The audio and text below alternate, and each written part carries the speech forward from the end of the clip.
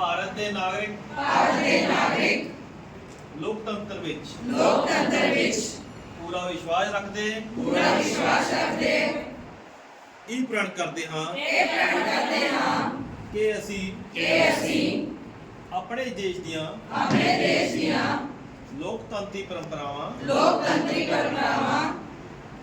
ਦੀ ਮਰਿਆਦਾ ਨੂੰ ਕਾਇਮ ਰੱਖਾਂਗੇ ਅਤੇ ਸੁਤੰਤਰ ਨਿਰਪੱਖ ਅਤੇ ਸ਼ਾਂਤਮਈ ਚੋਣਾਂ ਦੇ ਮਾਣ ਨੂੰ ਬਰਕਰਾਰ ਰੱਖਦੇ ਹੋਏ ਨਿਡਰ ਹੋ ਕੇ ਧਰਮ ਵਰਗ